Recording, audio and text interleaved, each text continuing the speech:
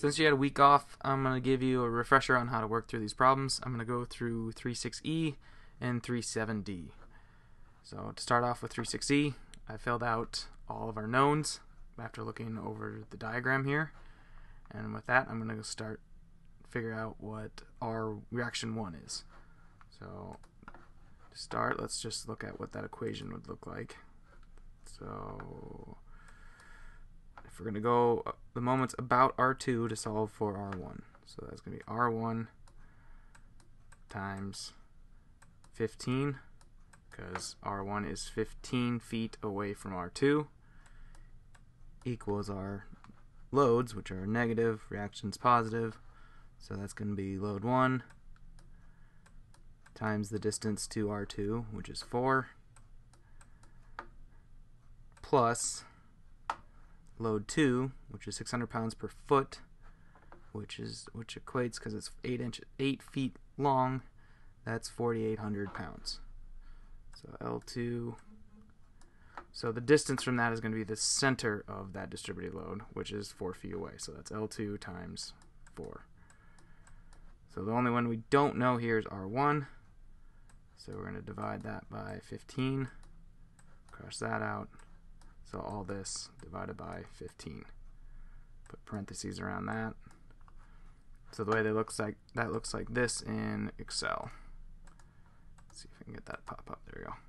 So that's load 1 times the distance to R2 plus load 2, the whole weight, times the distance to R2 divided by the distance from R1 to R2, which is 15. Okay, now the easiest way to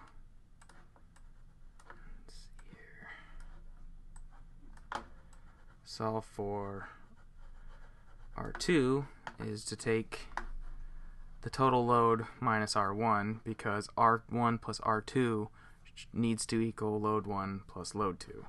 I'll write that out here. So R1 plus R2 equals load 1 plus load 2.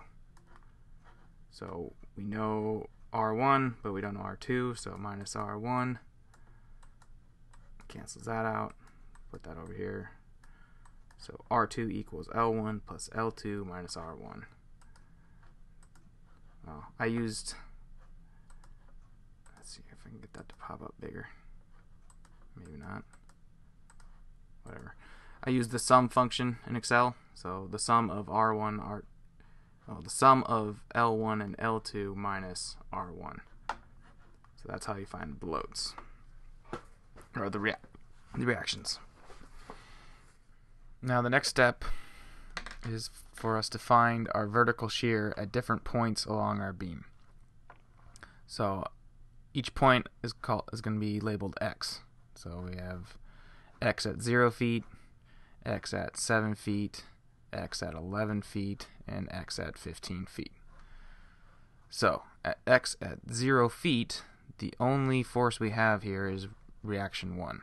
So that's the sum of all the forces at 0 feet, so that's the sum of reaction 1. Next up is 7 feet. Once again, the sum of the forces at that point. The only force is that reaction 1, because we're right at the edge of that distributed load. At 11 feet, right here, we have 11 feet minus, 11 feet plus. So minus meaning just right there before that point where that load 1 starts, and then basically right where it starts. So at minus, we're not going to include load 1. At plus, we are going to include L1. So that's going to, once again, it's the sum of the forces at wherever the point you are at on the beam. So that's right here. I'm using the sum function here. We got reaction 1 and the negative L2 little w times the amount of distributed load that we have at 11 feet, which is 4. So that's a negative because that is a negative force going down. Press enter. There's that. I didn't do the sum on this one. So L1 plus is going to be R1. Here, I'm going to actually use the sum function. Sum of these forces. So we got R1, comma, let's delete that, comma, gotta get rid of some of these parentheses. Okay, so this is the sum of all the forces at 11 plus. I got R1, a negative 600 times the distance that we have, 4 feet, and then also a negative load 1. Press enter. There's our answer. Okay, then at 15 feet, we have, let's do the sum here again. Sum of R1. Now that we have all of that distributed load, we can use the big W. So big W, comma, and then a negative load 1. Press enter. And that's our maximum weight, our vertical shear. So our last step is to find the sum of the moments of the forces. So M. So a moment is force times distance. So let's run through all of the moments about certain points of the beam for just R1. So here we go. So R1 at 0 feet is going to be R1 times 0. So that's just 0 feet. R1 at 7 feet is so M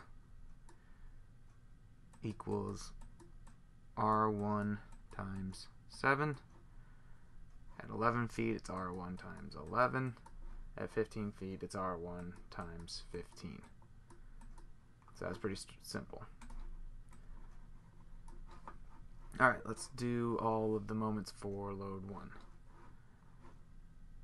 So at 0 feet, our load 1 is still to the right, so we don't even bother with it. At 7 feet, it's still to the right, we don't bother with it. At 11 feet, it's 0 feet away from X, so it would just be 14,000 times 0, which is 0, so really don't need to bother with it there. And at 15 feet, it has a distance now, so that's going to be load 1, M equals load 1 times the distance to X, which is 4, which I have written up here. So 0, 0, 0, and then it's at 15 feet, it actually has a value. Alright, let's do load 2. At 0 feet, it's to the right, we don't consider it. 7 feet, it's at the very edge, so that'd be 600 times 0, so that doesn't do us any good. At 11 feet, we have now 4 feet of that distributed load.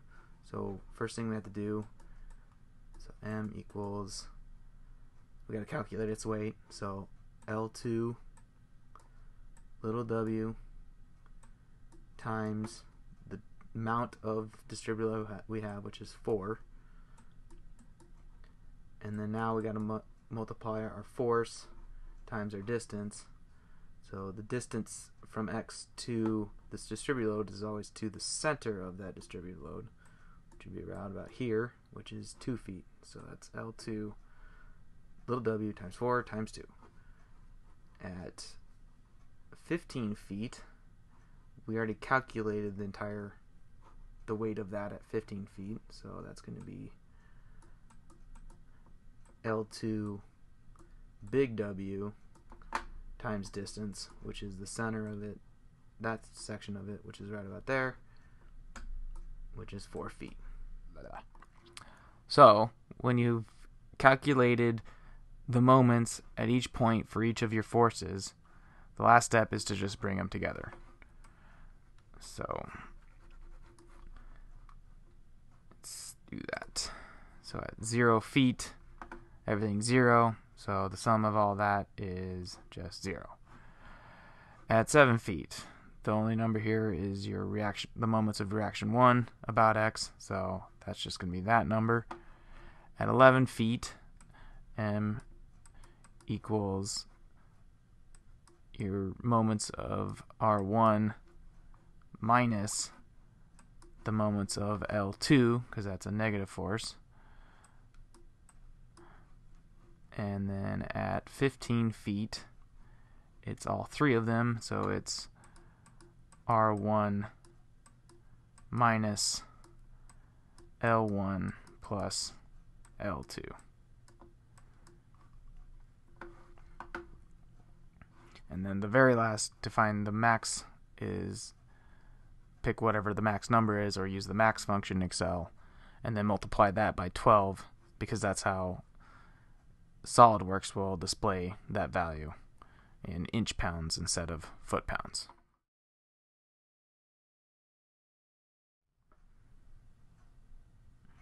Problem 37D is a overhanging beam, so the process to solve it is just a little bit different, just in a couple areas.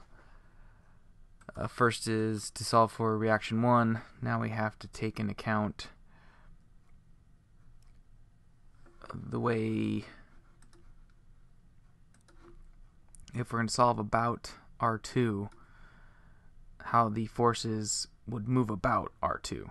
So R1, if we're thinking about this being pinned down and this force pushes up, it would rotate around R2 in a clockwise fashion. Our load 1 here, pushing downward this way, would rotate in a counterclockwise fashion, and our load 2 on the outside here, pushing down, would rotate about it in a clockwise fashion. So to solve for R1 about R2, R1, we're going to put our clockwise forces on one side and our counterclock forces on the other side, because they have to equal out to be in equilibrium. So that'd be R1 times the distance to R2, that's 16, equals, oops, not equals yet,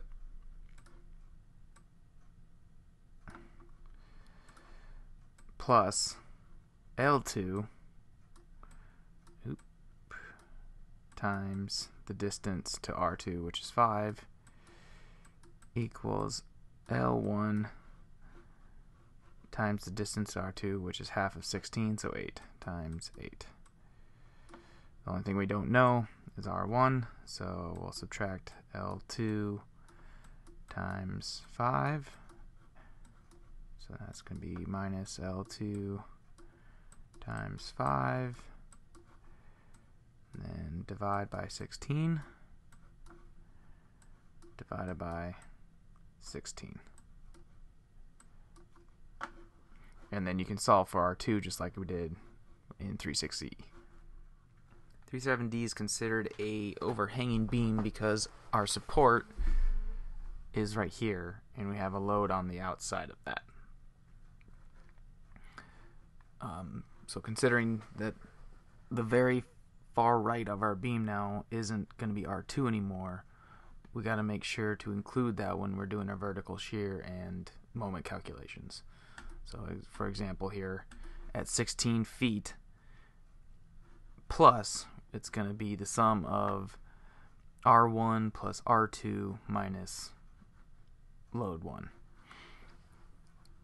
The other, and then same thing with when you're doing moments. Just remember, now you got R2 there to include in your equation. It's just these two positive forces. The other thing here is, at some point here, the vertical shear goes through 0 at 2 different points. You can see here that at 16 feet it goes through 0 because it's a negative at minus and then a positive at plus. But the moment itself is actually smaller than this one. So we need to find where it goes through 0 from between 0 and 8 feet to find the actual maximum moment. So to calculate x at 0 pounds, we know that it's between 0 and 8 feet, so somewhere in here. So that equation is going to look something like this. So we know V now. So that's 0 equals R1 minus L1 little w times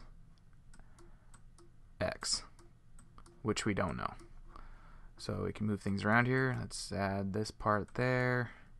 So now L1 little w times x equals R1 divide by L1 little w divide by L1 little w. Oops, that's ugly. So x equals R1 divided by L1 little w.